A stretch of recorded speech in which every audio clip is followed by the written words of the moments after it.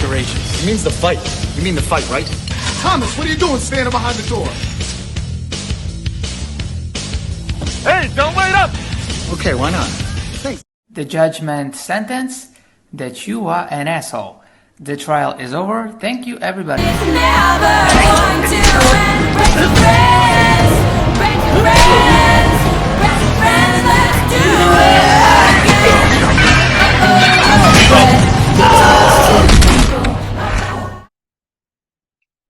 Ew.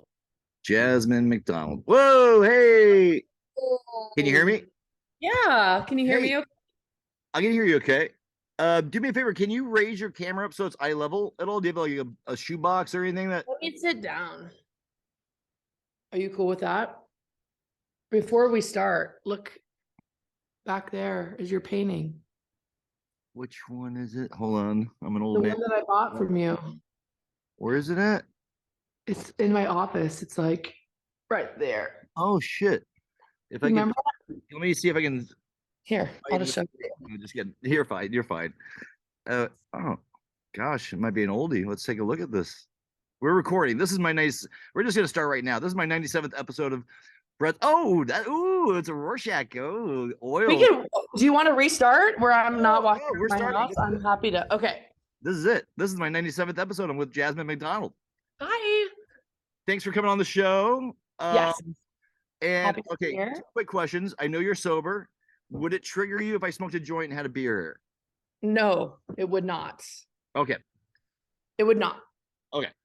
Go ahead. I did a little bit of research and people said I shouldn't drink on the show and smoke if you're sober. But Oh, you're so funny. out of Thank you for respect, asking. I was You're asking. fine. Okay. No, cool. no, no. I You're got good. one spliff rolled, pre-rolled, and I'm drinking. I'm dealing with a Lagunitas. Very Just nice. what I'm doing. So Good for you. this is not my house. I don't live in this tent. Just FYI. Oh, it's not? That's a I'm in Mar Vista Mm-hmm. now, renting a couch for $20 a night temporarily. Yeah. While I make my dreams come true. Very good. That artist William Attaway? Yeah. I'm living his studio is right in front here, and I'm sleeping on the couch inside the house. Anyways, Very nice. how are you? I'm good. So let's go back because there's a couple of things we want to cover. So Okay. form sort of thing. Okay. I met you originally in Venice Beach, California. Yep. How many years ago was that? 10. Is that wild? Mm-hmm. Crazy. 11. One of the last times I saw you, I think we were hanging out at like the Venice Art Crawl, and you had somebody type a poem for you, and I was walking around with you, and I was trying to hold that poem and then we ended up walking around, and we lost the poem. I was on acid. Oh, okay. I felt really bad because that was a really cool poem, and you were like, I was so sad. Yeah. but let's I make do up. remember There's some weird things. So, you are currently a podcaster, stand-up comic, sober. Let's begin with your little Jasmine Macdonald growing up. Where'd you grow up, and what brought you into your creative mode that you're currently in now? So we're just gonna go backtrack, past, present, and future. So what was your story? How did you land in Venice Beach? And then we'll go up to present day. And Perfect. there's 10 years of time we haven't talked. We haven't probably talked in 10 years.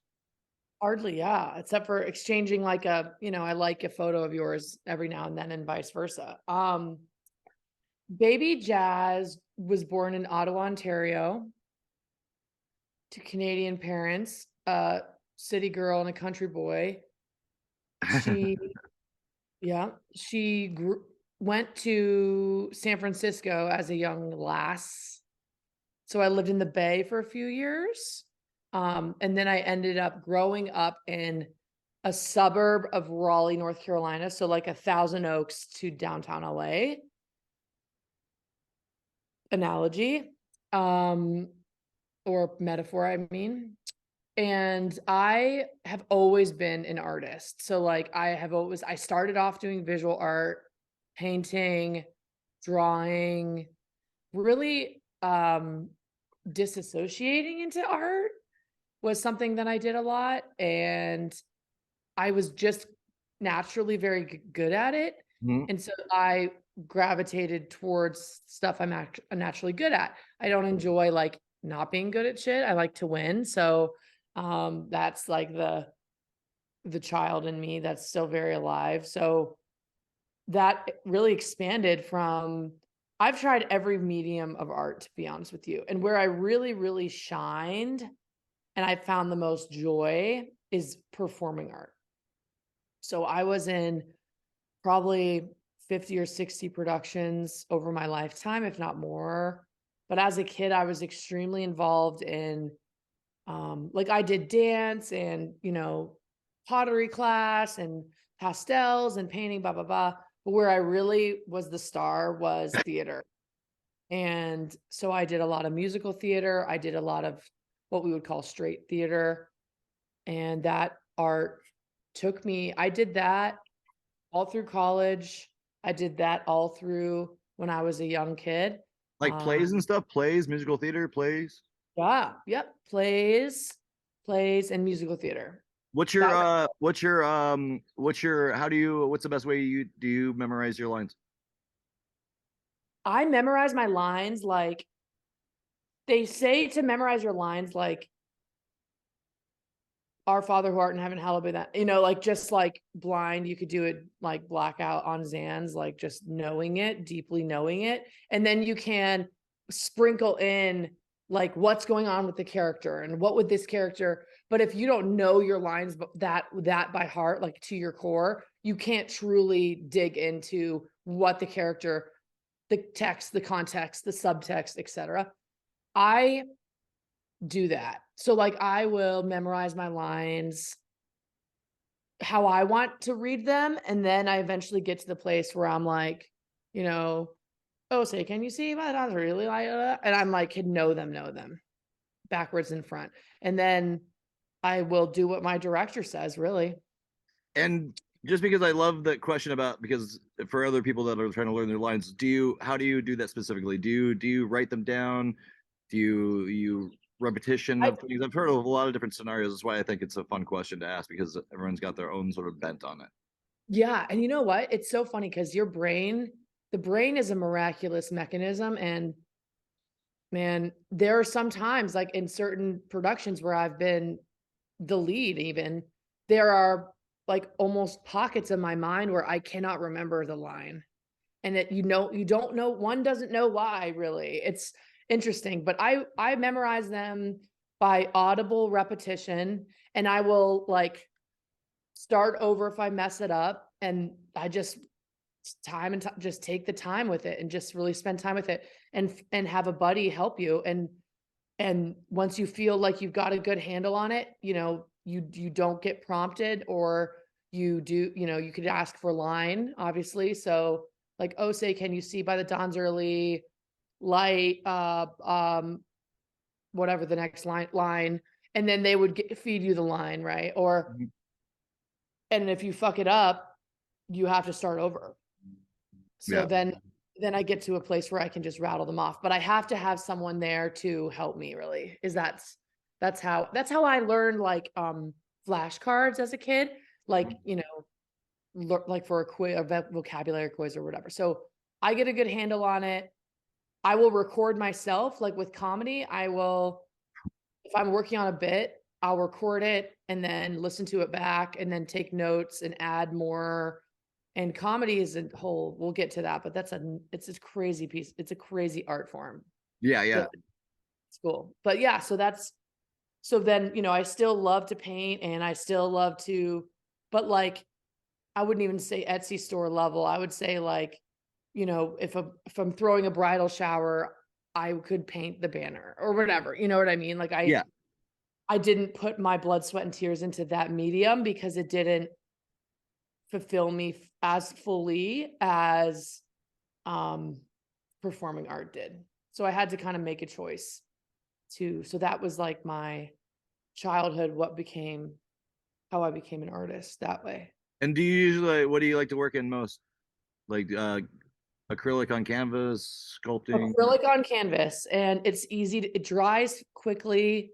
and it is cheap as hell, and you could layer. I mean, I'm talking like a pack, the shittiest materials possible, like a pack, 20 pack from Michael's in like the 99 cent, whatever, Rose Art. That's an old 90s brand, but you know what I'm saying? Like I have so much of that paint. And Like it's the funny. basics, Pardon? Oh the yeah, basics, yeah, those big kind of generic kind of tubes and stuff like that. 100%. Just for fun. Absolutely. And kind of unlearning that, like, just because I enjoy doing something, I don't need to monetize every little thing I do. Like, that's such a capitalist thing. It's Yeah, like I can. I talked to this chick one time. I was selling artwork last week to Oh, in Santa Monica, and this girl was all, "Oh, I used to paint." I said, "You should paint some more." She's all, I think she's European or something, probably around our age or a little bit younger. But she's all, "Yeah, you know what? I stopped because I wasn't nothing was selling." And I was like, mhm. "Well, I mean, if I had never even sold a painting ever again, I wouldn't paint. I wouldn't stop painting. You know what I mean?" She Right. was here for the. It's so funny how people think, "Oh, I'm gonna do this, and it's gonna be a quick buck." And it's like Sure. I was like trying to. It's not really. That's sort of the not the because you don't sell something doesn't mean you don't create. I don't know. Right. And Yeah. so it was kind of like she's like, "Eh." So I guess she doesn't really, she doesn't have the fire there. She You need. doesn't have the fire. Yeah. I was like, "Oh, Absolutely. well, wah wah." Yep. Um. Cool. So were you when I knew you? I don't believe I knew you as a stand-up comic. No. Were you doing I- that back then? No. Okay. I moved to LA specifically to become a graphic designer, which I still do. Okay. That's your bread and butter. Yeah, my career has been nuts. So I have a degree in journalism. I was going to do musical theater, straight theater, and the people were weird, and I didn't want to do that. And I just wanted to party. Honestly, I was like, these people are fucking nerds. I don't want to do this. And I love theater, but I'm like, I've done theater for a long time. This is, I mean, 17-year-old decision making, right? Yeah. And it's like, I want a fraternity boyfriend, and I want to get into a sorority, and I want to drink and smoke weed for free and do cocaine for free. And I want to have a college experience. So I'm going to do that instead. So that's what I did.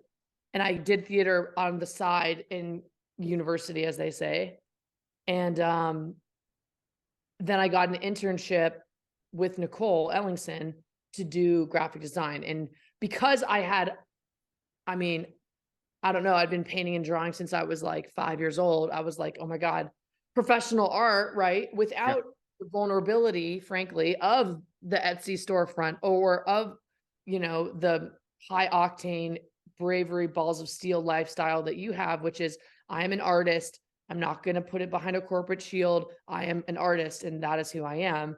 And I so commend you for that. And that is what I chose not to do. And I did, not knocking creative direction, but I was like, let me find a more secure way. Because the reason why I quit theater, in addition to the reasons I mentioned was grammar, my degree in journalism. I don't know. You're right. I'm dyslexic, so it doesn't matter. I don't even Me know. too, actually. Me too. I get a lot of, and I'm like with numbers as well, in addition to letters. But like I had this teacher who like loved everything I did, no matter what I did. Mhm. I tested her one day, and she said, all right, you're an animal and you're watching a soccer game, and be the animal while watching the soccer game. So I was like, all right, this is the test to see if this lady is just like has taken habitat up my asshole, or she's truly a good teacher. And that was my fear. This is all fear, right? This is all basing all my decisions and all of my beliefs off of fear. And so I was a tiger. And so I just sat back, was a tiger watching the game like this. And she was like, oh my God, Jasmine, what were you at the end of the scene? I did nothing. I didn't say anything. I didn't move my body, nothing, just like Mhm. watching my prey. And I was like, I was a tiger. And she's like, that's the best thing I've ever seen. Oh my God, you're so blah, blah, blah. And I was like, this woman's nuts. And then out of fear, I was like, so someone's going to hate me no matter what I do. And if this woman loves no matter what I do, and I won't pay my bills, and I won't have shelter, and I'm afraid of film, and I don't want to go to New York, and I'm fucked, and I'm just going to do this, and I'm going to get married, and I'm going to have kids, and I'm going to just play small and shrink myself down. And I can tell you now at 32 years old, I'm wildly unhappy with those decisions, but I trust my life and I know everything's happening as it's supposed to. And I'm changing that and going back. And that's why I'm moving to Los Angeles, because I will be in movies and I'm sick of fucking playing small. So that's why that dream has never left me. I made decisions based on fear and society. Like, you get it. So Yeah, you went the safe route because it was predictable and you needed some safety zones, and that's not, that happens so much. Like, I know so many talented people that just like, do you still do that? They're all, nah, I got this. I know some wildly talented people that should have been giant, and then they're settled down with their families, which is not a bad thing. No, it's not. Just a different beautiful story of one's life. And but I was surprised because these guys are fucking talented. I'm talking about really like Beastie Boys level sort of stuff. Wow. And they just weren't there right before the internet. I'm talking about the group No Time. They're a comedy rap group, and I'm Chaz and all these guys. There's a trio, but I would like to. They had a song called "Eat All the Old People," and Okay. their shit is so fucking funny. God forgive me, but an old person without money is pathetic. Pathetic. The people of a nation don't see no obligation to fix a situation with the elder generation. They stuffing up the nursing homes to overflowing. Yeah. But the problem keeps growing. People getting jacked for the social security checks. I detect that they don't get no respect. So what you gonna do? A dilemma for the whole crew. Open up your ears, I got an answer for you. What's that? Open up your ears, I got an answer for What you you. say? Open up your ears, I got an answer for you. We got to eat all the old people. Show them that you love them. We got to eat all the old people. Shove them in the oven. We got to eat all the old people. Stick them in the freezer. We got to eat all the old We people. gonna garnish up a geezer, gonna hack 'em, whack 'em, debone and stack 'em, 2 by 2 on the barbecue rack 'em. Talking Steve McQueen with the Soylent Green. We grinding up the grannies in the granny grind machine. The venerable edibles, the ancient incredible burger. One bite and you know it's not regrettable. The aged, the antiquated, dilapidated, gonna get processed and then marinated. And now we go around, we cleaning up the town. We frying up the golden girls to a golden brown. We got to eat all the old people. Show 'em that you love 'em. We got to eat all the old people. Shove them in the oven. We got to eat all the old We people. gonna eat them skin and all. We got to eat all the old We people. gonna marinate with Geritol. My chest. My chest. I don't think it's an ordinary cold. We're talking OLD, a PEOPLE. It's always the first, that's the worst, till it become a tasty treat. We're talking E-A-T, all the O-L-D. Come on, we're talking E-A-T. Come on, all the O-L-D. Here we go, we got to eat all the old people. Come on, we got to eat all the old people. Come on, we got to eat all the old people. Come on, we got to eat all the old people. Here we go, We got to eat all the old people. Come on. We got to eat all the old people. Come on. We got to eat all the old people. We got to eat all the old people. And now I think you know exactly how I feel. A sandwich is a sandwich, but your grandpa's a meal.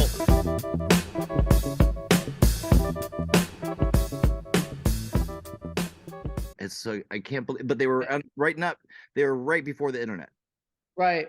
right before everything Like changed. they would have been huge with TikTok and all that Everything. shit. I'm gonna Yeah. bring them back. I'm gonna try, but it's so to come back to that, knowing what you know now, that's why you're doing it now, is because you're probably ready to do the work that is required. Because if being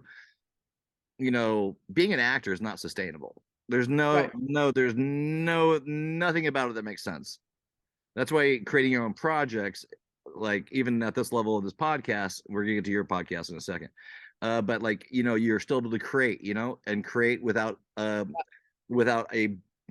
people and clipboards and budgets. So what we have now is now we're able to create on that level, and people can see it. And some people think that if they're not an artist, if nobody sees their stuff, which I disagree with, because you should just anyways, Totally. so what you're going to step into now, coming back to Los Angeles, Yep. your radar, your sobriety. Yeah. On I can get into all that if you want. I want to, but what do you think how are you going to approach it differently? Yeah. No, absolutely. For sure. Yeah. So with stand-up comedy, I might, if you don't mind, take it back a little bit. So Please. I never stopped creating, whether I'm like painting for fun or I'm teaching theater to kids. I started doing that. Nice. Which was really great. And it's incredible how impressionable children are. And like some kids, like after the productions who I didn't even interact with because they were so quiet and they were so well behaved that and I'm not like dropping the hammer on anyone's child, but I don't remember them because I'm like, okay, everybody get into a line. And they just did. And then at the end of the production, I get like a Miss Jasmine, you're pretty like an angel and you're the sweetest, nicest lady. And the mom is like, every day they came home and said, Jasmine is so amazing. And it was like, I didn't even interact with them. So it's nuts. Like what goes on in the mind of a child that was really eye-opening for me because I was like, who is your kid? Like, I don't even know. It wasn't like the kid I interacted with the most. So that was really interesting. So I need art and I need to create or I feel like I'm dead. Mhm. Like I will die. That's just is. So with comedy, because the big dream is film, right? And so to continue to get some sort of juice out of life, but I wasn't ready fully to speak on what I really wanted to do, which I stopped talking about, which is film acting and being a star. And like, just that I'm saying that out loud at all after years of living normally per se, let alone on your podcast, like it's huge growth for me. Like, and I read this book called You're a Badass by Jen Sincero, and it's yellow and you've seen it on ads and it was really big. I don't know, whenever 5 years ago. And I read it and I'm paraphrasing, but she says something like, you know, that thing that you were like, are afraid to even say, do that thing, just do that fucking thing. And I was like, oh my God, I'm doing it. So I signed up for a class, a stand-up comedy 101 class at a famous club in Raleigh called Charlie Goodnights. And everyone in the, pretty much I'd say the Southeast knows of it. And was taught like the really confidence on the mic. And like, I'm a very confident person, don't get me wrong. And I don't think anyone would argue that, but stand-up comedy is totally different thing. Like with straight acting, you have a set and you have the director and you have your lines and you have mostly other people to bounce off of, and they bring a lot to the story and their reactions are what you react to and tell the audience that something's good or bad. And, they are able to see a whole, kind of picture of what's really going on. But with stand-up, you have to create everything I just mentioned and then also tell jokes in it and also in a 5-minute period. And it's like insanely hard. So I took that class, I took another class, and throughout that, I was like, became friends with the teachers and the mentors. And it turns out that I'm very good at it from a lifetime of trauma, being very funny. Being funny comes from trauma. And, frankly, and also the acting helped, but I was reinventing the wheel and I've learned to not reinvent the wheel. Is that a good way to get through your trauma, is by transmuting it from a negative to a positive? Is that what you're 100%. essentially doing?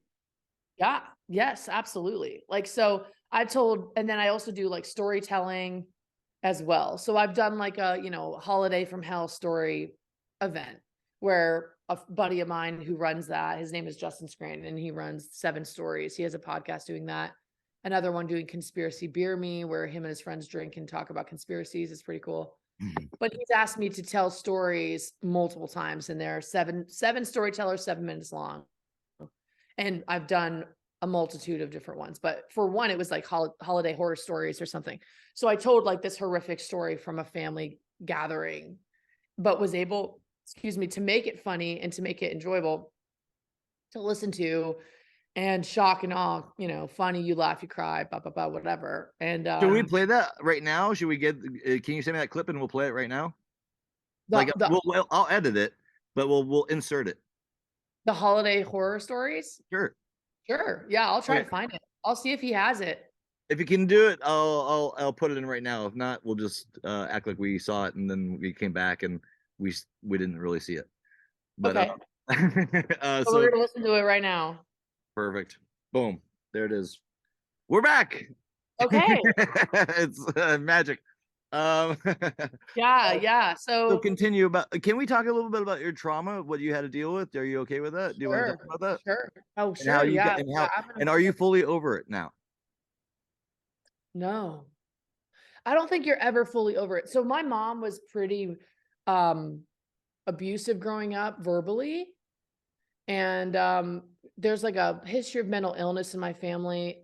Thank Christ that I'm an alcoholic, but I don't suffer from other ailments, and I'm grateful for that. I know I can only imagine how difficult it is when your brain isn't working. It must be really hard. And so I know now. I have a cat. You can see her. I love that cat. I love all animals. What is that? Is that a Maine Coon?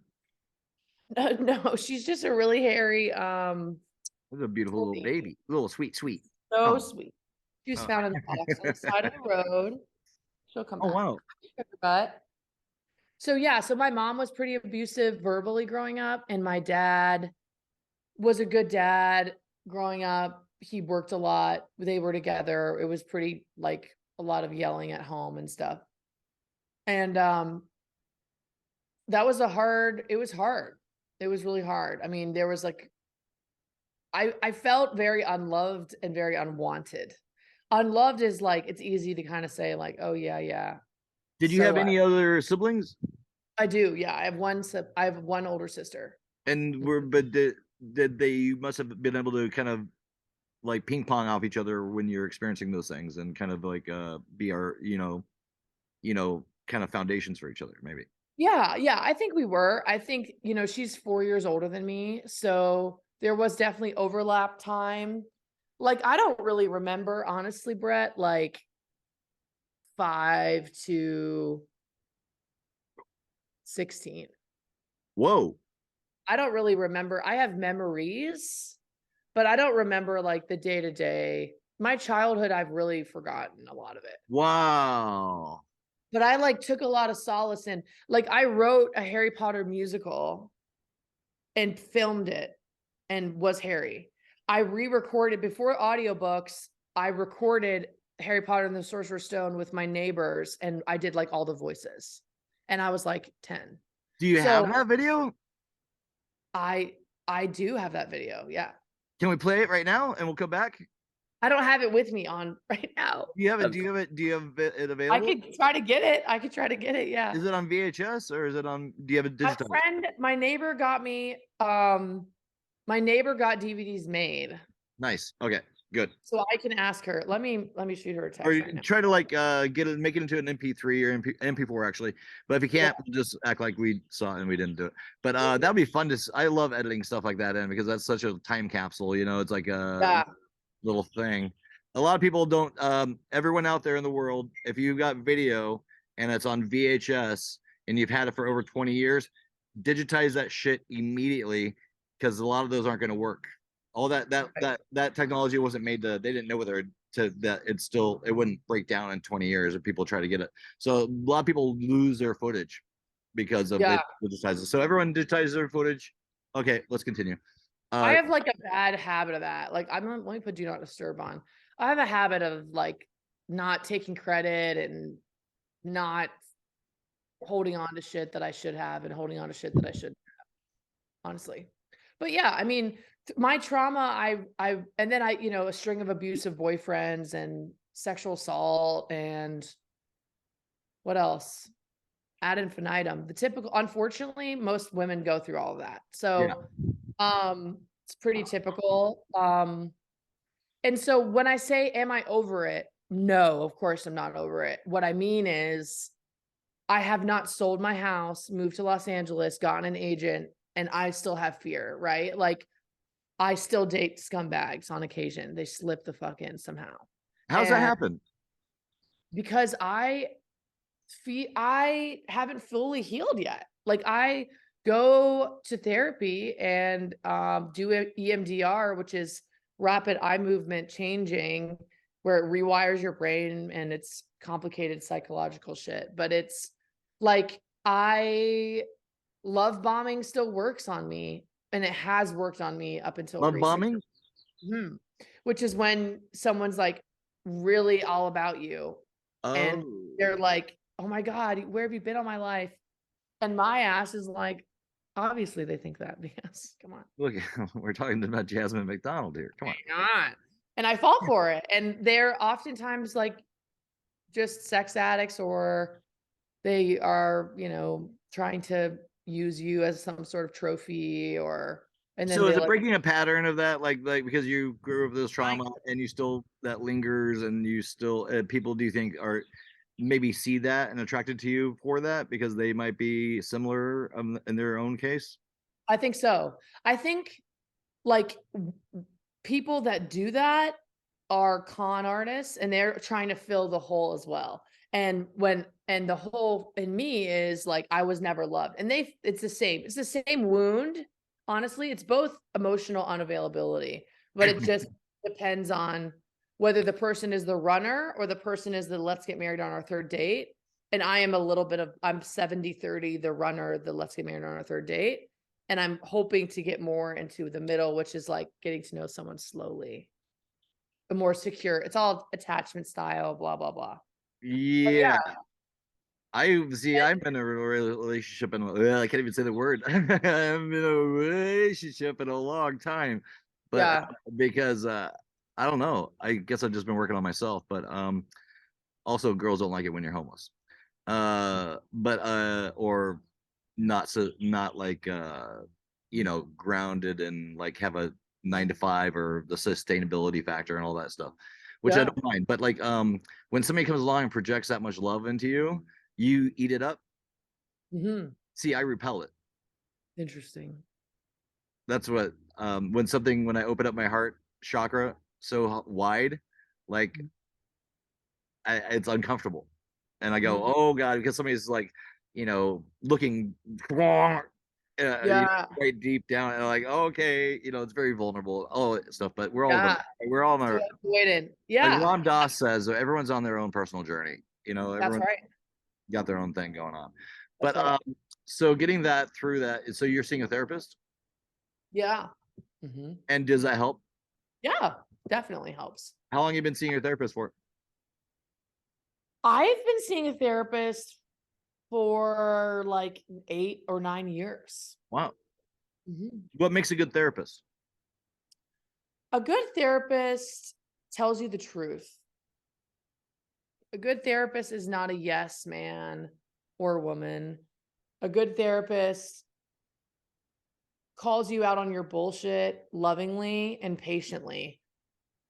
And oftentimes that bullshit is like, that's not true. So like, well, I guess, nothing works out for me and everything sucks. She'll say like, that's actually not true.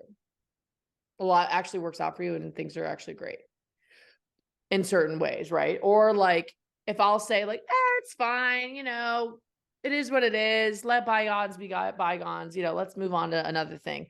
Like, and I will be then the avoidant person that shuts down, like you just mentioned. Like I have a tendency to do that. I'm not full blown like love from like up your ass, but if you show me that, then I will show you that in response. But like, if someone shows me that and I like them, if someone shows me that, like I can be definitely a runner. I mean, I'll go 4 or 5 years without dating anyone. Yeah. And is that what they call it? You keep on throwing out these little cool phrases. A runner? Yeah, a runner. Is that the technical term? Because no. That's too. Technical term is avoidant attachment style.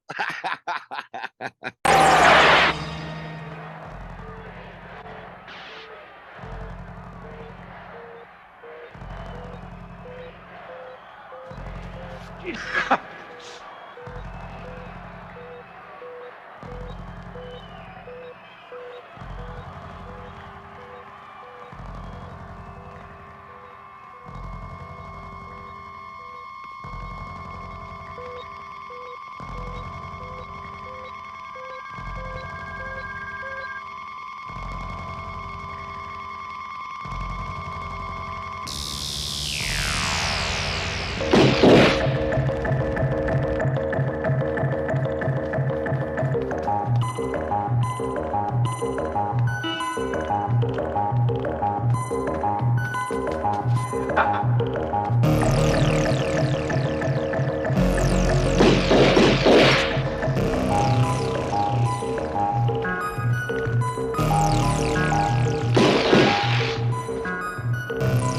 runner! Hear him? Run!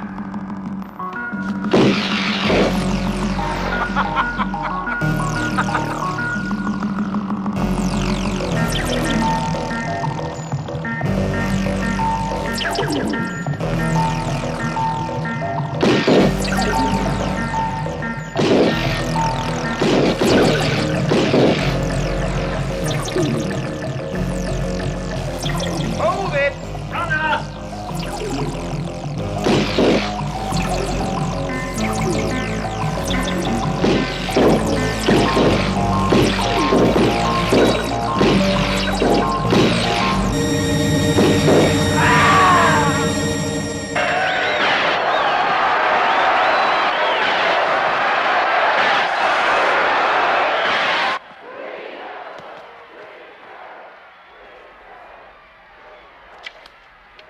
Runner terminated 0.31. Ready for cleanup.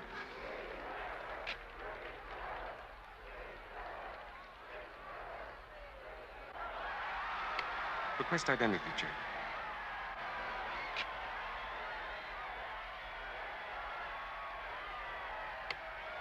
Affirmative.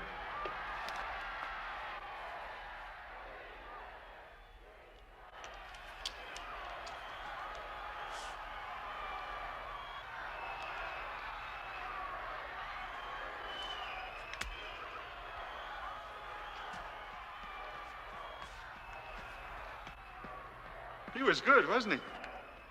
Showed he had some life in him, in the end. Wow. Hey, that was a great shot you made. Well, you kept missing him. I had to do something. That's crazy.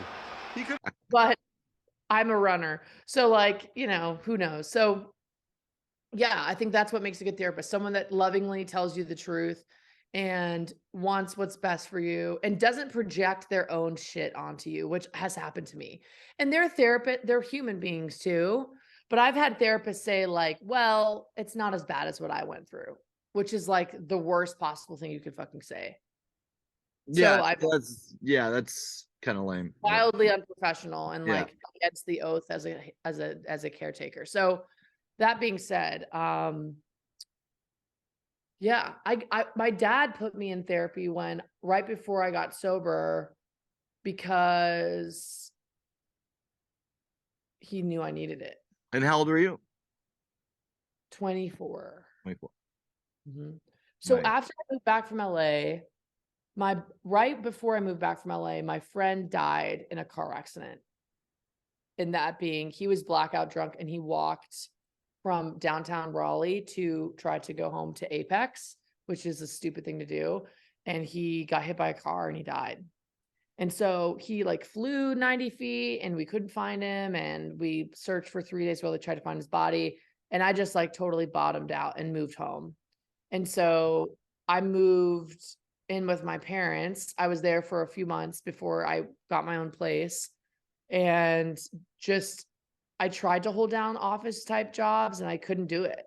Mhm. And so I became, and again, this is just my experience and not knocking anyone's life choices or career or choice to have family or any of that. That's just my experience and matters only to me. So for the record, for the podcast, just know that. But I just was like, you know, I was bartending and I was waitressing, which can be an incredibly amazing, lucrative, lustrous career. But if you're making $300 and spending $350 at night on drugs and alcohol every night, like shit bottoms out. You know, for me, I bottomed out fast. I mean, I was 25 when I got sober and I had to get sober because I wanted to commit suicide. I was drinking so much. Whoa, what was your poison? Whiskey. Whiskey. Evan Williams Green Label. Straight? I was drinking almost a half gallon every day. Whoa. At the end. Mhm. Whoa. That's Yeah, it's where you must have been dehydrated and depleted as well than doing that. oh, for sure. And I was smoking weed every day. Weed was really my drug of choice, but alcohol I drank. I would, if you asked me back then, and I'd still say so today, like if you could never smoke weed ever again, or it's either only weed or every other drug and alcohol, what would you pick? And I would have picked weed. But when I tried to only smoke weed and not drink, I drank. It didn't work. Huh. I smoked for like 3 or 4 days in the beginning of my sobriety journey, and I was drinking pretty quickly after that. So yeah. So okay, really now bad. you're doing. Let's go back to this comedy thing, and then I want Yeah, to please. acting thing. Please. So how long a set you got right now? I can do like a really tight 15 minutes. Whoa! All right. And have you been? Who are some of your favorite comedians, past, present, and future? Past, present, future. I love George Carlin. I love I'm trying to remember, like I love, if I could say in modern comedy, Ali Wong I find is the funniest. Mm-hmm. She gets away with saying the craziest shit. I don't know how she does it. I wonder if it's because she's wearing glasses. She does it in a way she can be vulgar. Like she can be super vulgar, but she gets away with it. It's not like, and I don't want to be disparaging of anyone else, but there are other comedians that try to do it and they can't do it as well. He's sharp. I love John Mulaney. Yeah, I'm gonna see a special. He's got a new special out right now. Yep. He actually ended up marrying that chick, fucking Olivia. Who did he marry? Olivia. No, that's Jason Sudeikis. No, that was Olivia.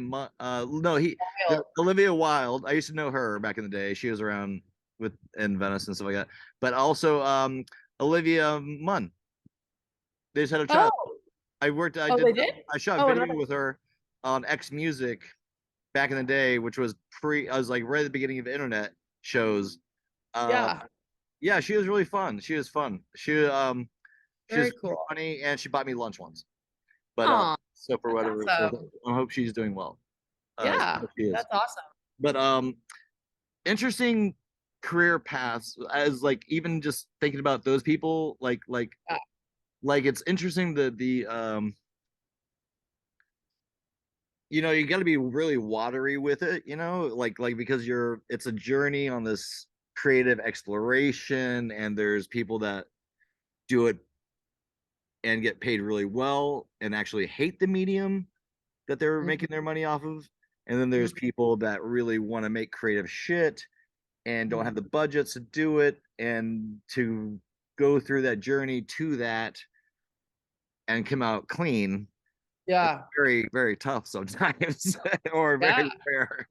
Yeah. The residual effect of trying to get something made in this town is ridiculous. Like the frustration factor. So when you create your own projects, you're coming in here hot, ready to do some comedy. I'm sure you're going to be at the store. I'm sure that's going to be your go-to spot. Yeah. What how are you going to enter this world now, knowing what I want to leap back into that? What's your approach going to be? How are you going to do it? How are you going to make it happen? That's a good question. I need to get a reel going. Like I need to get work so I can create a reel, so I can get auditions.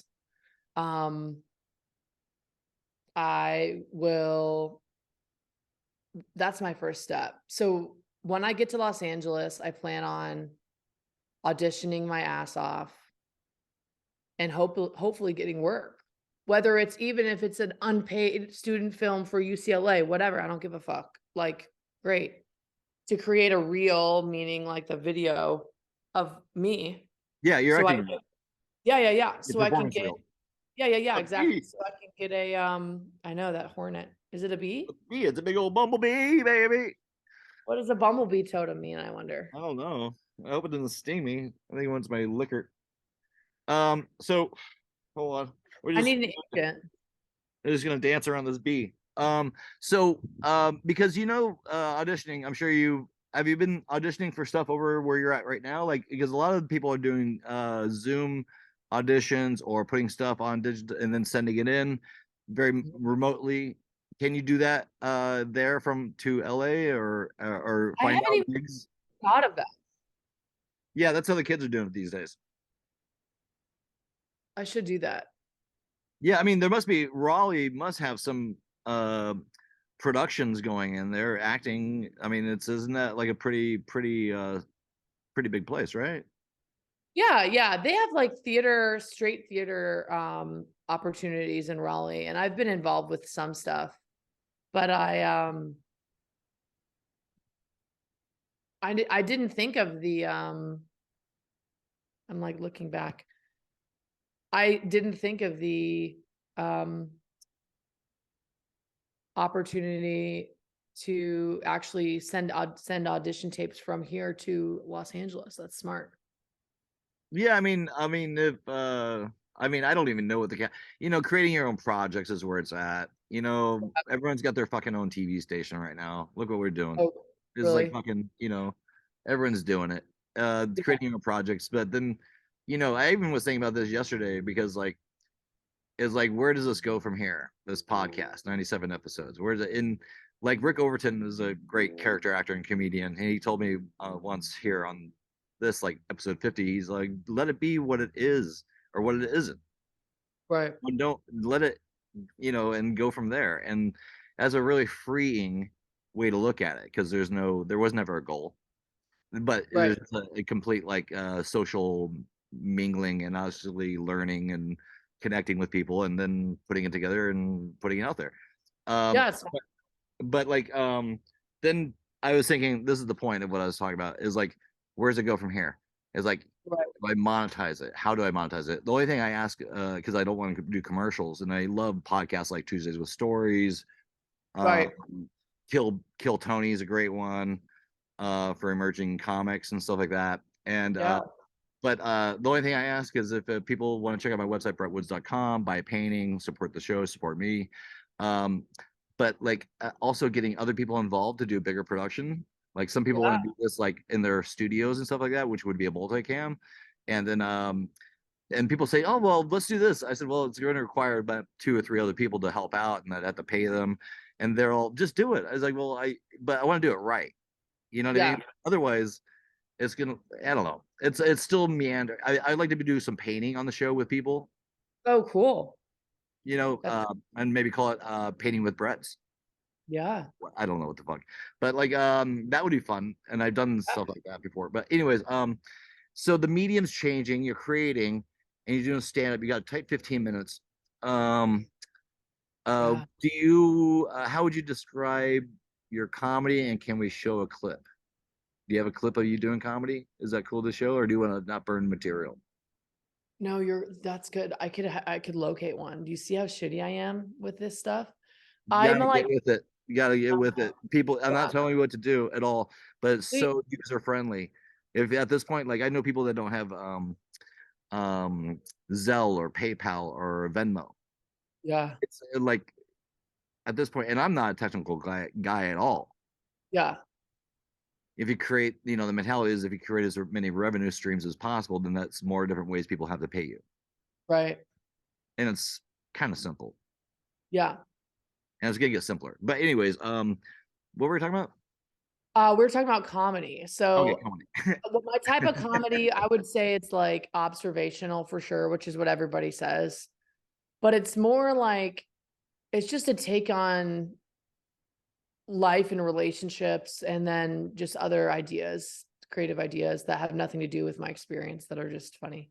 Okay, so what's your writing process? What's your writing process? How you do it? How you make the magic? Yeah. So I write down like all my ideas in my phone. So are you in my using the voice recognition? Are you putting texting to me, or are you doing audio? I text it. I will text it. I will voice memo it. And yeah, so I will write it down in my notepad in my phone, honestly, and then just write the jokes from there. And I'll continue to kind of add on what that looks like, move stuff around. I have like tried and true jokes that I've told for 5 years that I will never not tell because they're just good. Yeah. And but I like to add new stuff too. So as things, when I You know am what, like, dude? I hate to interrupt you, but you got to go on Kill Tony. You got to get your ass to Austin, Texas. Put your name in the hat. They have their selection. They have like 90% of the guys or people that get called up on that stage are men, and they're always looking for women to come up and do comedy there. And if you got 15 and you got it's a minute, Kill Tony, right? yeah. You gotta do it. It's a no-brainer. I mean, you'll be able to get on stage. I mean, you might have to, it's a name in a hat. It's at the Rogan's new place now instead of the Vulcan Theater. But I mean, you got a pretty good chance of getting in there. I mean, I don't know if you can what the steps are to do that, but their women to men ratio on that show is crazy, and they're always they even stop the show until they can pick a woman out of the hat because they haven't had one on the show. Oh wow. I'll have to get in that. Yeah, it's a good resource. I mean, they started the show at the comedy store, then everybody moved to Texas, and then they were waiting for Rogan's Theater to open, so they did it in Vulcan Theater until then. But man, that's a great platform. If you can get a billion, Rogan will see you. Yeah. Do you remember back in the day this girl named Stasia Patwell? No. She is a stand-up as well, and now she does these videos where she makes people work out. Oh, cool. She's got this thing called School of Tot. Anyways, everyone loves her. Comedy. Okay, I want to talk to you about, you got your comedy thing going on. You're acting. Who were some of the actors that you were inspired by that kind of when you grew up, made you want to do that? Yeah. Good question. My favorite actor of all time is Frances McDermott. She's the best. She's like classically trained from Tisch School of the Arts, I think. Or it could be, I think it was Tisch, NYU. Or maybe it was Juilliard, honestly. But she's just a Shakespearean actor out of the gate. I think she's fucking amazing. I love Charlize Theron. I think she's amazing too. Really good. Oh, what's his name? I'm so hungry. I'm blanking on his name. Are you hungry? Do you want to get something to eat? No, it's okay. After we're done, I'm gonna make myself something to eat. Well, we can make this a tight 16. If we want to make this episode a tight hour, yeah, we got 16 minutes. Okay, cool. Is that cool with you? Yeah, that's cool with me. Edward Norton. That's what I was meant. Cut all that out. Edward Norton. I love Edward Norton. So when you go from comedy to acting, it's generally more dramatic stuff that you're I'm not you're not looking at Madeline Kahn, which is the precipice of comedic actors. Madeline Kahn, do you know who this is? I don't even know who that is. Okay, hold on, we need to stop right here right now. Madeline Kahn is one of the best comedy. Blazing Saddles, High Anxiety, worked with Mel Brooks a ton. Anyway, Young Frankenstein. Oh yeah, I know Young Madeline Kahn. She had. Anyways, maybe we'll put a clip here. I love Madeline Kahn. And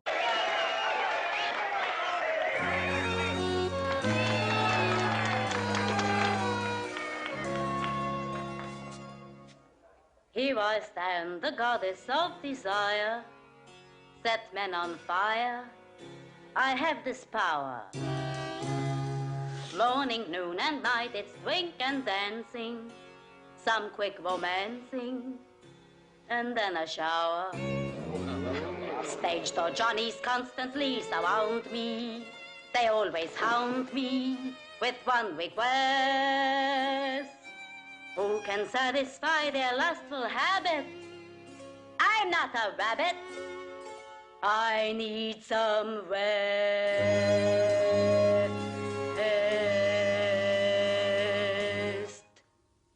I'm tired, sick and tired of love. I've had my fill of love from below and above. Tired, tired of being admired, tired of love uninspired. Let's face it, I'm tired. I've been with thousands of men again and again. They promise the moon. They're always coming and going and going and coming, and always too soon. White girls, I'm tired, tired of playing the game. Ain't it a crying shame? I'm so tired.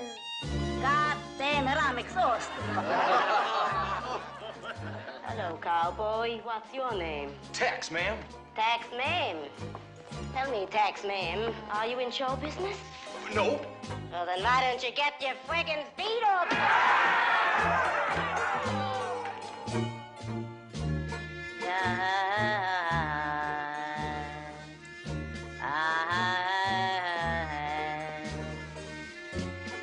Hello, handsome. Is that a 10-gallon hat, or are you just enjoying the show?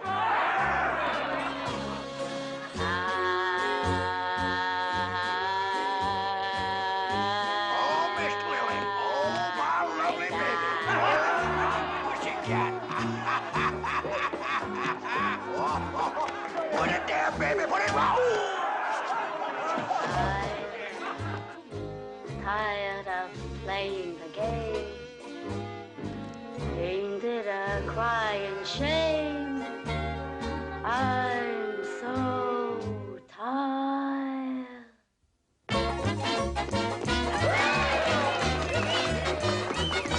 She's tired. She's tired. Sick and tired of love. Give her a pint. She's had a fill of love. She's not a snake. From below and above. Can't you see she's sick? Tired. She's bushed. Tired of being admired. Let her alone. Tired of love uninspired. Get off the phone. She's tired. Don't you know she's pooped? I've been with thousands of men, again and again. They sing the same tune. They start with Byron and Shelley, then jump on your belly and bust your balloon.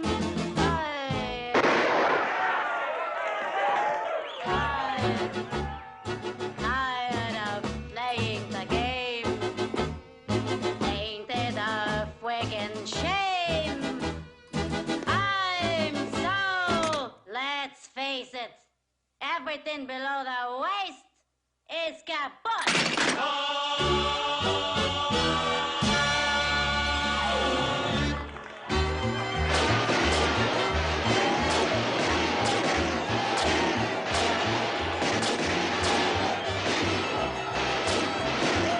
And but like Was she the, who was she in Young Frankenstein? Was she the Roland Zahay lady? no, she was that was Terry Garr. No, she played the wife of Gene Wilder that came to Oh, visit, that actually ended up banging Peter Boyle. Yeah. She's all she had the she was very anyways, that's one of the best movies ever made. She's one of the best. Madeline Yeah, Kahn, Young Frankenstein is my favorite. Yeah, I've seen that many times. that's I saw it in the movie theater, and the scope of it, like there's jokes that because I saw it in the movie theater in Santa Barbara once. They had like a revival for it, and there's some jokes in there that you don't get because it's small screen. Anyways, it's just pumped full of jokes. It's like joke. Mhm. So when are you gonna move back to LA? I'm hoping to move back in the next 5 to 6 months. Wow.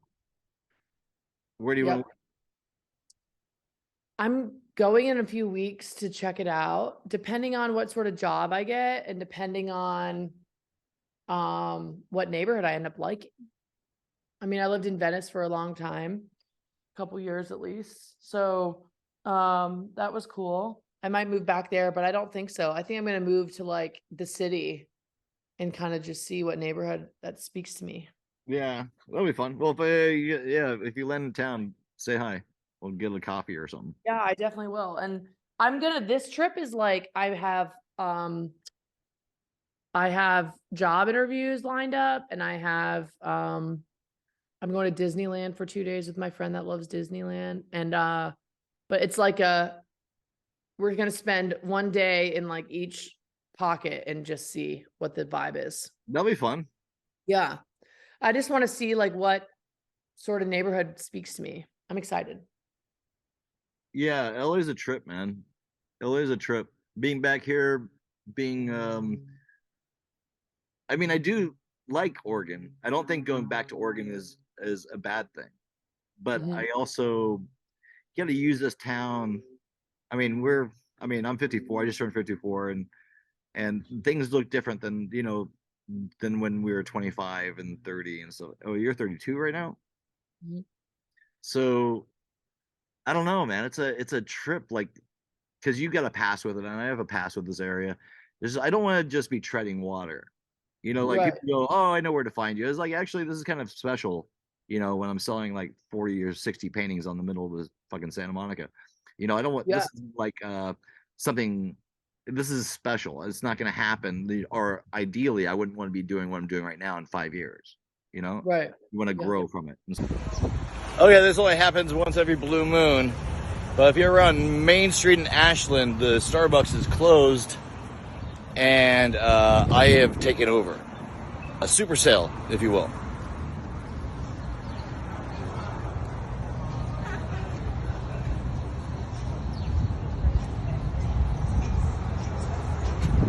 Don't forget those two. Usually can't set up like this. So if you're around, I'm trying to get some travel money going. I want to take off on the road and explore the world. Give me a shout. Redwoods22. My website's not up right now. I have to pay for it. My phone's about to go dead. Buy my paintings. Stuff like that. But approaching this town is a trip. It's a trip. It's a trip. I have a lot of different. Like when it's good, it's good. When it's bad, it's bad. Yeah. But that could be anywhere, right? Oh, for sure. I mean, I'll say this. When I was training, I've been to like multiple acting training things like throughout my lifetime. I had one teacher tell me, if there's anything else that you could do and be happy, do that thing because that's how fucking hard it is. And the thing is that like I did do that. Yeah. I've sales. I've been a director of people and culture doing HR and recruitment. I've done graphic design. I've done an array of different things. And still when, those moments where you're falling asleep, you think of what could have been if you did the thing you wanted to do. And I feel like I'm at this precipice of choice. I can either not do it or do it. And so Raleigh will always be here. And if I want to go be a salesperson and have a 9-to-5 situation, then I can. But I don't want to. I've already done that and I don't like it. So, I don't like it. I don't like it. You know what I'm saying? So like, yeah, I did try that. So I'm excited to do what I've been wanting to do since I was a young kid. Finally. Nice. So that's you're more of a dramatic actor than, or that's I guess actors I'm do good at anything. comedy. Good job at really. Yeah. Actors are salesmen. Yeah, for sure. I mean that seems derogatory in a way, but No. but like it's not. Like even Alfred Hitchcock like called actors cattle.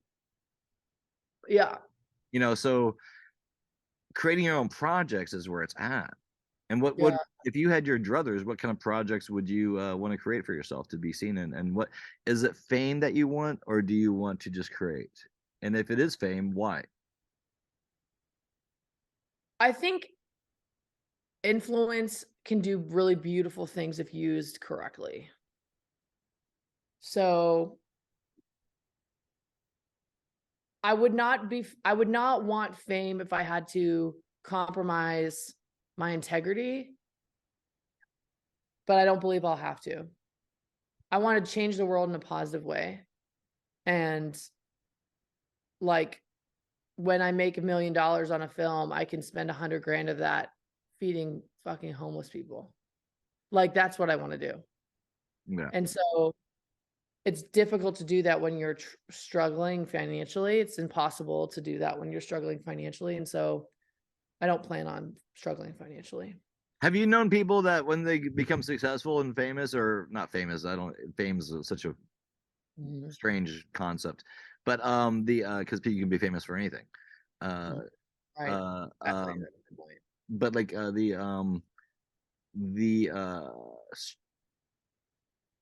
you seen people change when they become rich? I've never seen someone suddenly become rich. I have, and then they lose it, and then they still are an asshole. Yeah. I've never seen that. I mean, I went from making no money to making a lot of money in sales, and I didn't change as a person. I actually became less of an asshole. So, it's forever recorded in time. Hold me to it, right? Like, let this be a timestamp right now. When you become a billionaire, you're not going to be an asshole. I'm not going to be an asshole. Yeah. I mean, don't get me wrong. I am an asshole already.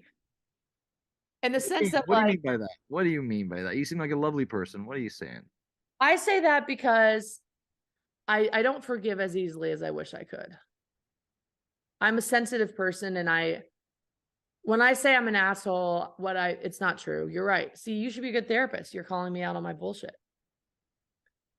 I'm not an asshole, but I wish I was more enlightened. Have you ever done like mushrooms or peyote or ayahuasca or anything that would take me? What's that? Yes, absolutely, I have. Well, yeah, you did LSD. So, did you ever get any personal experiences out of those mushroom trips that might help you, like get rid of that the gunk? Yeah, of course. Yeah, I think so. I don't have a ton of it. I don't have a ton of gunk, but I do wish that I'm not perfect and there's always room to grow, right? So when someone like fucks you over, I wish my goal, and I eventually get to this place, my goal would be to say, wow, they're obviously really going through it. Versus like, how could you hurt me so badly? So I think I'm working on how quickly I get to the former. Yeah, well, you don't want to play the victim, and I'm not saying that you are, but like that, no. you know what I mean? That's where like,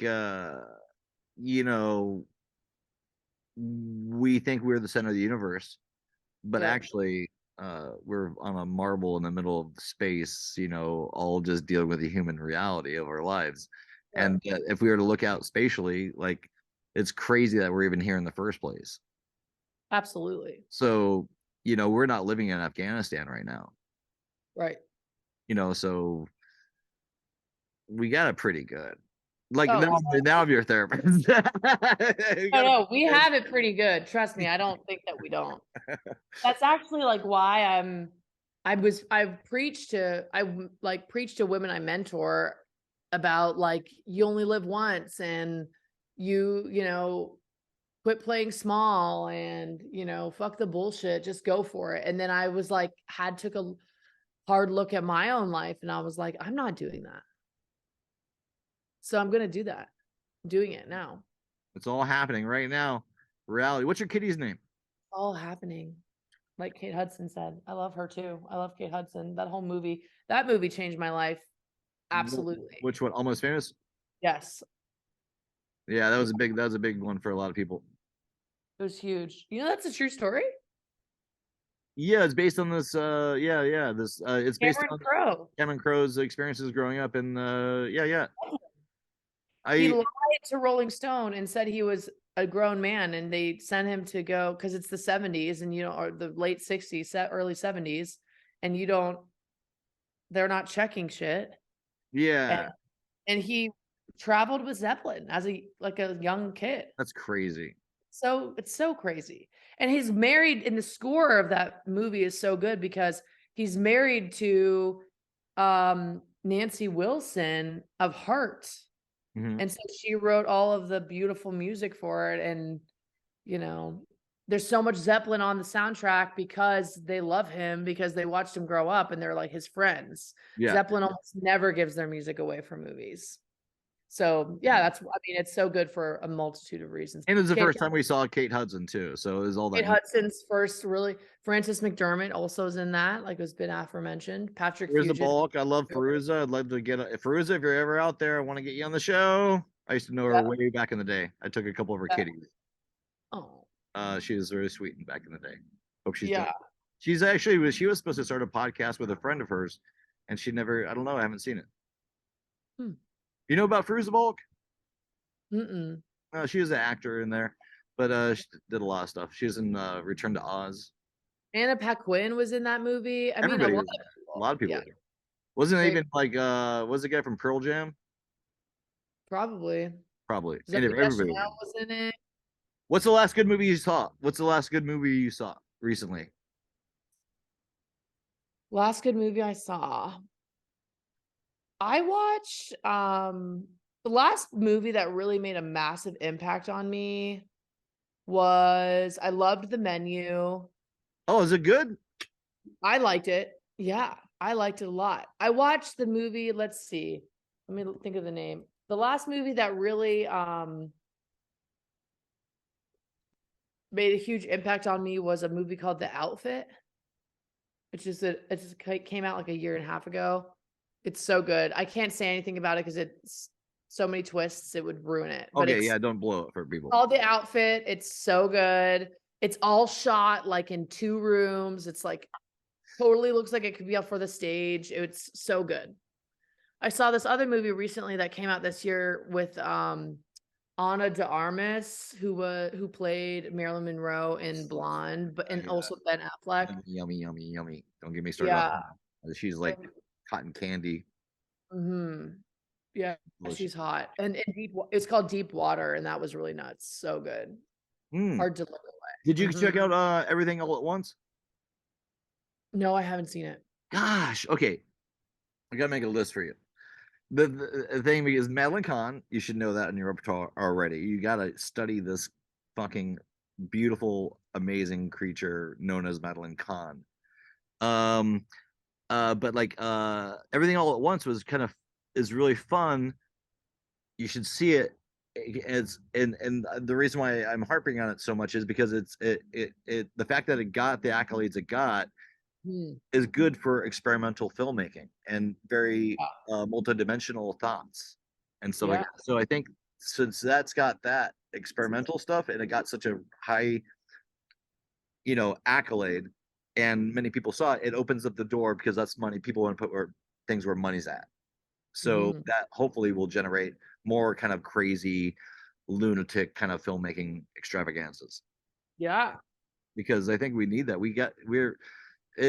How do you consume what do you find yourself, how do you consume your media generally? Like what are you watching? I watch TV. I watch like Hulu and Peacock and I stream TV, and I listen to music on Spotify, and I listen to podcasts on Spotify.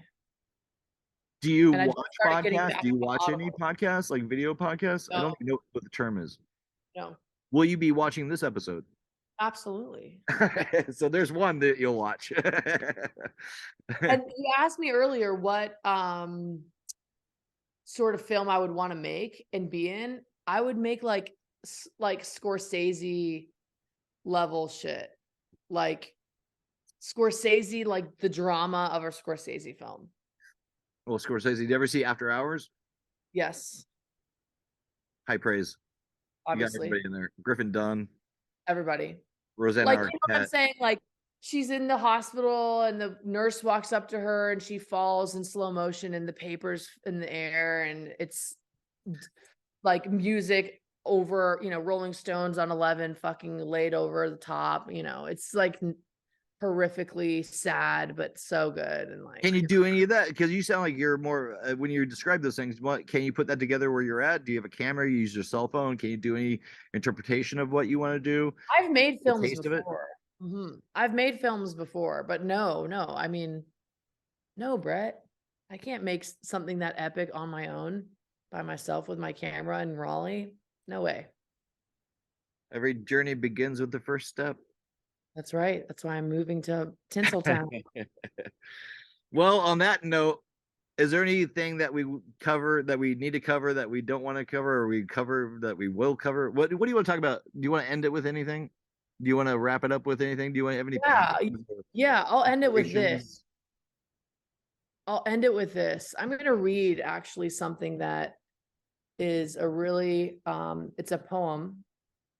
Oh, a full circle. Yeah. It's this really beautiful. Yeah, exactly. Okay. It's by, and the poet is Edgar Albert Guest. Okay. Okay. When things go wrong, as they sometimes will, when the road you're trudging seems all uphill, when the funds are low and the debts are high, and you want to smile, but you have to sigh. When care is pressing you down a bit, rest if you must, but don't you quit. Life is queer with its twists and turns, as every one of us sometimes learns, and many a failure turns about when he might have won had he stuck it out. Don't give up, though the pace seems slow, you may succeed with another blow. Often the goal is nearer than it seems to a faint and faltering man. Often the struggler has given up when he might have captured the victor's cup, and he learned too late when the night slipped down how close he had to the golden crown. Success is failure turned inside out, the silver tint of the clouds of doubt, and you never can tell how close you are. It may be near when it seems so far. So stick to the fight when your heart is hit. It's when things seem worse that you must not quit. And that's what I want everyone to think about and keep it close to them, because you mustn't quit. Don't quit on yourself. Don't quit. Don't quit. Don't quit. Don't give up. It's beautiful. That's my message. I love it. I love it. I love it. So nice. What a fun chit chat. And we didn't I'm get excited your to see what podcast, dude. What? It's We didn't okay. talk about your podcast. I will Okay. give you a quick clip. So my podcast is called Whatever Works with Jasmine Macdonald, and the concept is open, and it's literally whatever the fuck I want to talk about that week. So we've talked about severe loss and thriving after that. We've talked about horoscope and birth chart reading. We've talked about weird shit that you would ask a stranger. We've talked about authenticity. We've talked about finding your joy. We've talked about burnout and how to like bounce back from that, and tools to like stop you from burning out. We've talked about love. We've talked about an array of shit. And it really is not in a box. It's just whoever, is on that week, whatever they want to talk about. I kind of give them the agency to decide what it is that they want to discuss. So it's on Spotify and Apple Podcasts, and it's called Whatever Works with Jasmine Macdonald. And I am Jasmine Macdonald. So I love it. Well, how many episodes are you up to now? Well, I started once a week. I released them once a week. I think we've skipped 2 or 3 weeks. And when I say we, I mean me, myself and I, since the beginning of January. So it's been a pretty steady. We're on season 2. I'm doing 10 episode seasons. So it's been a steady stream of awesome stuff. Yeah. That's a great outlet. What do you like that? Isn't it fun? I love it. Yeah, it's fun. And I've done audio editing and video editing in the past. So it's just a nice compilation, and it's fun to talk to people, and exactly like what we've done today. It's great. I mean, I love it. It's really fun. And I use Audacity to edit the audio super easy. And distribute it via Anchor, which is now Spotify for podcasters. They changed the name, and I have country like. Is it a video or just audio or both? It's just audio, but I take a video. But Poland, Honduras, Germany, Indonesia, like the listener base is all over the fucking world. That's fucking awesome. I know. That's great. Well, I'll check out your pod. I will check yours out as well. Please send it when it's done, and I'll definitely give it a good look around. Yeah, and send me those MP4s, and if any footage that we talked about that you, I'm gonna start editing this today, and I'm gonna get this out hopefully by the end of the day. And okay, cool. If you got anything that we talked about that you want to send me, we'll edit it in. And okay. Let's see. Are you on your socials, your Facebooks, and your Instagrams? Do you want people to get a hold of you? How can Sure. Yeah, definitely happy. How can they find you on Instagram and Facebook?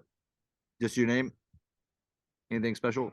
Like Jasmine? Yeah, my Instagram is JF as in Francis M 0703. That's my Instagram handle. And then my whatever works, it's whatever works W Jasmine. And that's how you can get me.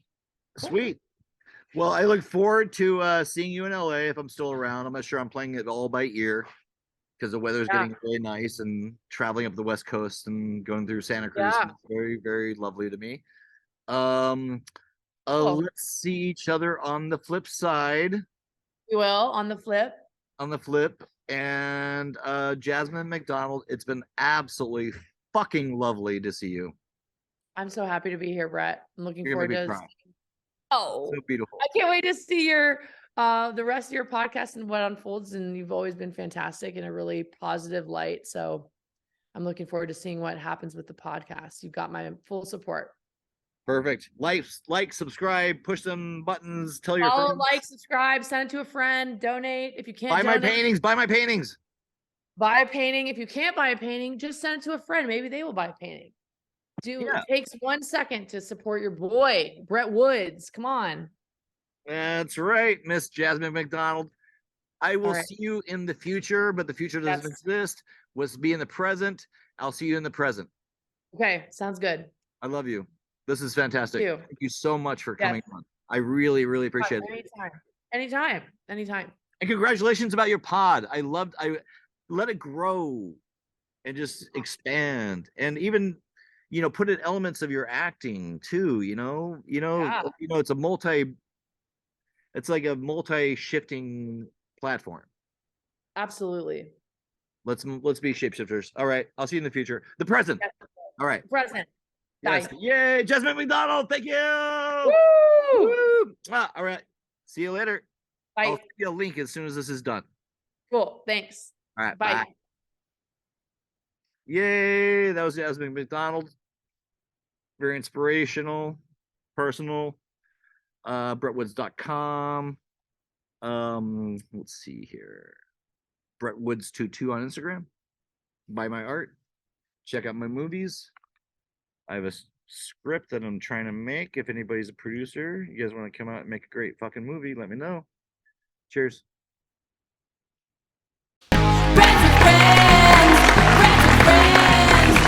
I was in the park to an alteration. It means the fight. You mean the fight, right? Thomas, what are you doing standing behind the door? Hey, don't wait up! Okay, why not? Thanks. The judgment sentence that you are an asshole. The trial is over. Thank you, everybody. It's never going to end. Break the friends.